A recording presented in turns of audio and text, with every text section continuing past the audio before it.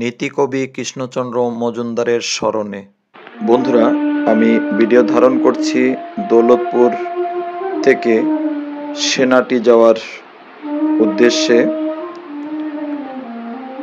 নীতিকবি কৃষ্ণচন্দ্র মজুমদারের বাড়ির উদ্দেশ্যে আমরা তিনজন যাত্রা করেছি। আপনারা আমাদের সঙ্গে থাকুন, আশা করি আপনাদেরও ভালো লাগবে। আমরা নদী পেরিয়ে চলে আসলাম নীতিকবির ইনস্টিটিউট ঐতিহ্য সংরক্ষণশালায়। এখানে আমার সঙ্গে আছেন ঢাকা থেকে আগত দীপঙ্কর বৈরাগী, বাংলাদেশ শিশু একাডেমির চারুকারু প্রশিক্ষক এবং Dhaka navy anchorage school and কলেজের শিক্ষক।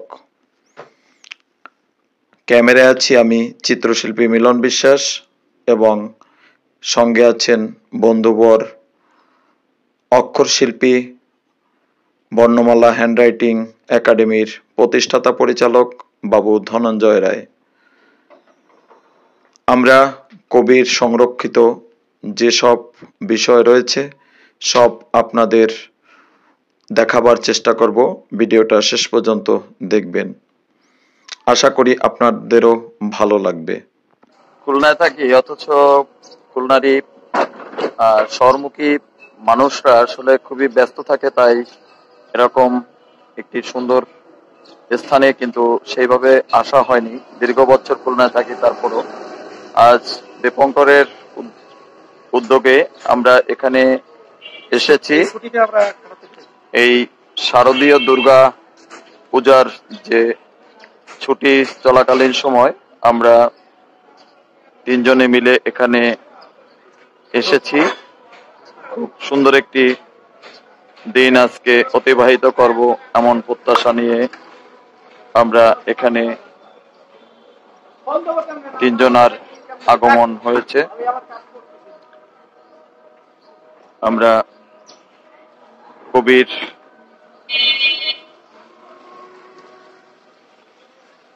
স্মরণে, কবির উদ্দেশ্যে এখানে এসেছি। আমরা কবির পরিবারের সদস্যদের জন্য শুভকামনা করছি। নীতিকবির স্মৃতি সমাধি মন্দির পরিদর্শন করলাম। বিনম্র শ্রদ্ধা জানাই। তিনি 1834 সালে জন্মগ্রহণ করেছিলেন। 13 জানুয়ারি 1907 সালে পরলোক গমন করেন। তার স্মৃতি সমাধি মন্দির সেনাটি শিব মন্দিরের সামনে। আমরা এখন শিব মন্দিরের মধ্যে প্রবেশ করলাম। দেখতে পাচ্ছেন ধনঞ্জয় রায় এবং দীপঙ্কর বৈরাগী। মন্দিরের সামনে থেকে আমরা ভিডিও ধারণ করছি। আমাদের সঙ্গে বাড়তি কোনো লোক ছিল না, তাই সেলফি ক্যামেরায়ও আমি যুক্ত হলাম। আপনাদের সকলকে দেখাবার চেষ্টা করব এই গুণী মানুষের সেনাটিতে কি রেখে গেছেন। তার সংরক্ষণশালায় প্রবেশ করলাম। সংরক্ষণশালা ঘুরে ঘুরে তার আলমারিতে খোঁজার চেষ্টা করলাম তার কোনো লেখা বা তার কোনো স্মৃতি আছে কিনা। দীপঙ্কর বৈরাগী কর্মরত ইনস্টিটিউটের মিন্টু ভাইয়ের সহযোগিতায় আমরা এখানে প্রবেশ করতে পেরেছি। তার সঙ্গে দীপঙ্কর বৈরাগী কথা বলছেন এবং তাকে আমাদের পরিচিতি লিখে দিচ্ছেন দীপঙ্কর বৈরাগী। কবি কৃষ্ণচন্দ্র ইনস্টিটিউট দেখার বা ভিতরে প্রবেশ করার যিনি সুযোগ করে দিয়েছেন শেখ মোহাম্মদ আলী, মিন্টু ভাই, তার সহযোগিতায় আমরা ভিতরে প্রবেশ করতে পেরেছি। তিনি অত্র এলাকার প্রাক্তন মেম্বার। কবি কৃষ্ণচন্দ্র ইনস্টিটিউট, সেনাটি দিঘলিয়া, খুলনা 1914 সালে স্থাপিত হয়। আমরা ভিতরে প্রবেশ করব। এখানে আপনারা দেখছেন কবি কৃষ্ণচন্দ্র মজুমদারের দুটি ছবি। ইনস্টিটিউটের মধ্যে আর তেমন কিছুই আমরা দেখতে পাইনি, তবে প্রাক্তন মেম্বার শেখ মোহাম্মদ আলী মিন্টু ভাই বলেন 2024 সালে 5ই আগস্ট যে দেশ পরিবর্তনের ঘটনা ঘটে, তখন এক শ্রেণীর মানুষ এর ভিতরে থাকা সংরক্ষিত বিষয়গুলি আত্মসাৎ করে নিয়ে যায়। আপনারা দেখছেন দুটি ওয়াল শোকেস। এখানে পুরাতন কিছু পত্রিকা বই রয়েছেন।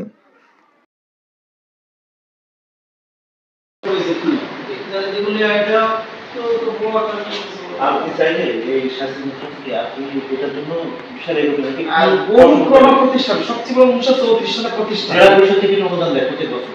আপনি জেলা পরিষদে অ্যাপ্লাই করলে এখানে কমিটি সহ এ করে করবেন, প্রথম লাখ 2 টাকা এর জন্য পাবেন। দেখুন সচিবের আপনি তারপরে আরেকটা কাজ করবেন, এই ডিসি অফিসে এই টাকা দেবেন, মানে স্যার আমরা বলছি না আমাদের আপনি জেলা পরিষদে যদি আবেদন করেন আপনারা অবশ্যই এখানে গঠনতন্ত্র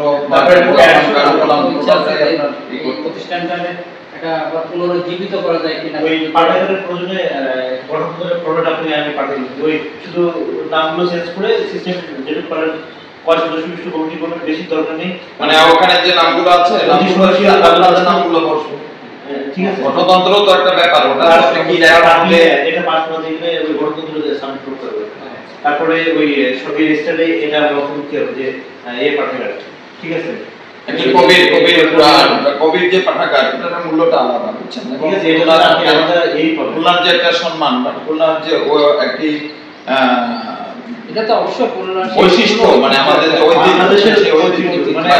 খুলনা, আমরা খুলনা জন্ম করেছি, আমাদের এখানে একটা টান আছে, এখানে কারা কারা আমাদের ইয়েটাকে সমৃদ্ধ করছে। কৃষ্ণচন্দ্র মজুমদারের ছবি, কৃষ্ণচন্দ্র মজুমদারের ইনস্টিটিউট, কৃষ্ণচন্দ্র মজুমদারের পৈতৃক ভিটা। যিনি আমাদের কৃষ্ণচন্দ্র মজুমদারের সম্পর্কে বললেন কাঞ্চন দত্ত। কৃষ্ণচন্দ্র মজুমদারের সমাধি মন্দির, সেনাটি শিব মন্দির।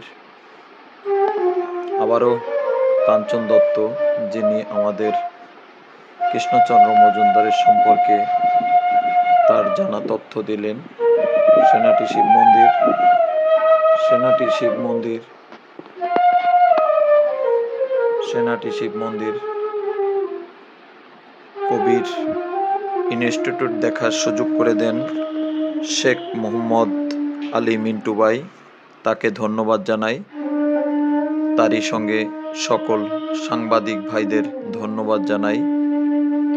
আমরা তিনজনে মিলে খুলনা থেকে গিয়েছিলাম কবির বাড়ি পরিদর্শন করার জন্য। সেই খবরটি বিভিন্ন পত্রিকায় তুলে ধরেছেন আমি চিত্রশিল্পী মিলন বিশ্বাস। সকল সাংবাদিক ভাইদের সেলুট জানাই। তারই সাথে সকল সাংবাদিক ভাইদের মঙ্গল কামনা করছি। আমরা যে তিনজন গিয়েছিলাম, নীতিকবি কৃষ্ণচন্দ্র মজুমদারের প্রতি বিনম্র শ্রদ্ধা জানাই।